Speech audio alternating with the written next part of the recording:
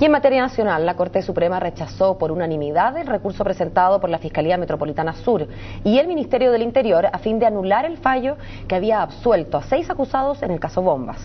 Tras el fallo, ¿qué paso seguirá la defensa ahora? Se lo preguntamos a Fabián Corbalán esta mañana. ¿Cómo estás, Fabián? Muy buenos días, Paola. Sí, porque se rechazó anular este juicio en contra de 6 personas que en un principio fueron imputadas por la Fiscalía Sur, pero luego fueron absueltas. La Defensoría, uno de los defensores, Rodrigo Román, ayer calificó este fallo como trascendente. Para preguntar a qué se refería, vamos a conversar con esa misma persona, con el abogado defensor Rodrigo Román, quien me contaba que estaba muy contento ya que se había terminado por fin este caso bastante emblemático. Se dio fin al caso Bombas y usted califica ayer, para el Mercurio específicamente, este fallo como trascendente. ¿A qué se refiere? Buenos días.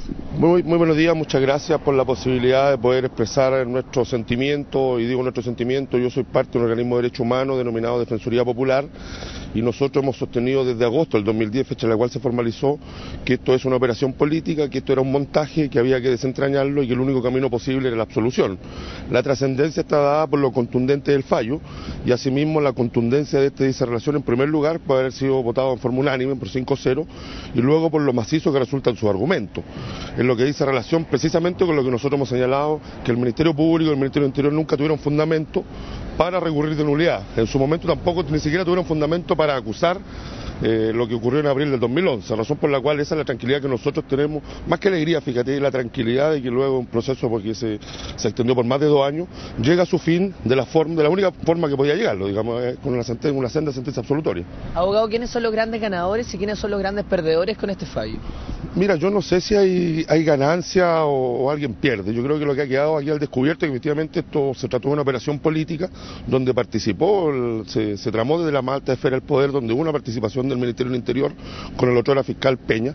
Lamentablemente respecto a ese tema no se pudo ahondar más o no se pudo desentrañar durante el juicio por la férrea posición tanto del testigo Ginspeter en su momento, tanto así también por el papel lastimoso que jugó el abogado Daza y el abogado Soto particularmente, quienes se encargaron en su calidad de defensores de blindar al ministro Ginspeter e impedir que se pudiera ahondar entonces en esta tesis que era el montaje. Y lo que resulta extraño entonces es escuchar al abogado Daza ayer haciendo gárgara de que esto era una operación política, lo que resulta entonces, según este defensor, un oportunismo descarado, un oportunismo detestable, porque efectivamente cuando se tuvo la oportunidad durante el juicio, en mayo de este año, de ahondar en la tesis del montaje, en la operación política, precisamente fue el abogado Daza quien tramó este blindaje, por razones que yo desconozco, que él tendrá que exponer, pero finalmente llegamos a puerto, al puerto que nosotros siempre sostuvimos como Defensoría Popular, que era la absolución.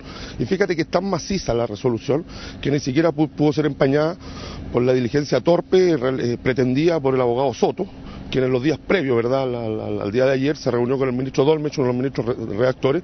No sé el contenido de esa reunión, tampoco sé el propósito. Lo que sí me queda claro que fue una diligencia de las más torpes que tuvimos ocasión de conocer durante este juicio, que se prolongó, te decía, por más de 2 años, sin perjuicio que el juicio real probablemente se desarrolló por 6 meses.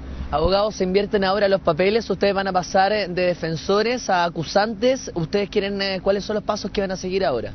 Mira, muy probablemente en los próximos días vamos a tomar la decisión de interponer las acciones civiles, particularmente de indemnización de perjuicio, a propósito de la responsabilidad extracontractual del Estado, porque lo que ha quedado al descubierto es que efectivamente, toda vez que nunca hubo razón, hubo fundamento para formalizar, para acusar, para mantener en prisión preventiva a muchas personas con imputarles los delitos más graves, que son los delitos terroristas, habría razón suficiente para explorar en los juzgados civiles una indemnización, porque efectivamente entendemos que el Estado tiene su responsabilidad.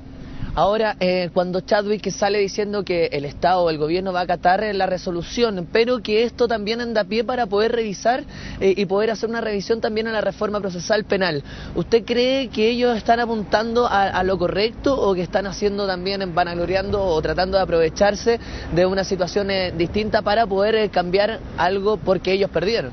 Mira, lo peligroso, según este defensor, es que el ministro Chadwick habla en los mismos términos que habla la inteligencia policial, habla en los mismos términos que habla la inteligencia policial a través del diario La Tercera particularmente, quienes desconocen el valor, el sentido que tiene la sentencia dictada por los tribunales, porque en el fondo relativizan la inocencia, relativizan la absolución, porque señalan finalmente de manera falaz, de manera falsa absolutamente, de que el Ministerio Público no habría podido probar la responsabilidad, todo lo cual es falso, de falsedad absoluta, porque lo que hay que añadir en este momento y en esta ocasión es que también es falacia el argumento que se le habría excluido abundante prueba al Ministerio Público, porque la verdad que el Ministerio Público jamás tuvo prueba para fundar su irresponsable acusación. ¿A su juicio es necesario cambiar la reforma procesal penal tal como está? ¿Hay vacíos legales que permiten que este tipo de juicios los pierda el Estado o el Ministerio Público? Mira, el sistema de enjuiciamiento criminal tal cual está en Chile es absolutamente garantista para el Ministerio Público, es absolutamente desigual en favor del Ministerio Público. Aquí las personas nos enfrentamos, en general los ciudadanos en general nos enfrentamos de manera peligrosa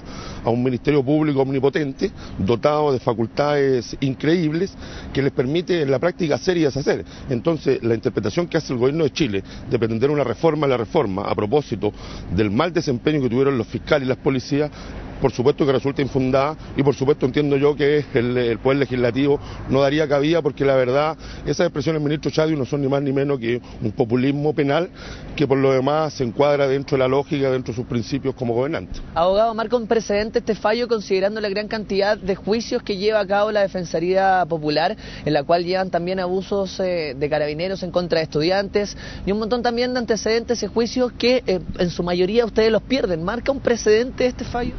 Mira, el precedente que marca es que hay que contextualizar lo que ha ocurrido con el caso Bomba.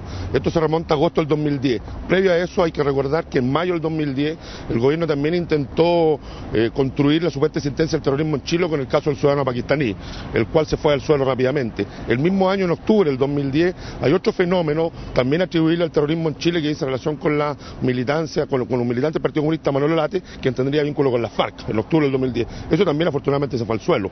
Y lo que fue más duro de roer fue el caso Bomba, que se inició en agosto del 2010, recién culmina ayer, pero también dejó al descubierto por sendas resoluciones de los tribunales de justicia que a buena hora en Chile no existe terrorismo. Bueno, ahí escuchábamos a Rodrigo Román, abogado defensor en el caso Bombas, emblemático caso Bombas, que ayer la Corte Suprema, por fin, después de 2 años, le puso final. Bueno, se cierra aquí al menos un capítulo de la historia procesal de Chile. 6 años duró el juicio, como dices tú, punto final. Muchas gracias, Fabián. Buenos días. Buenos días.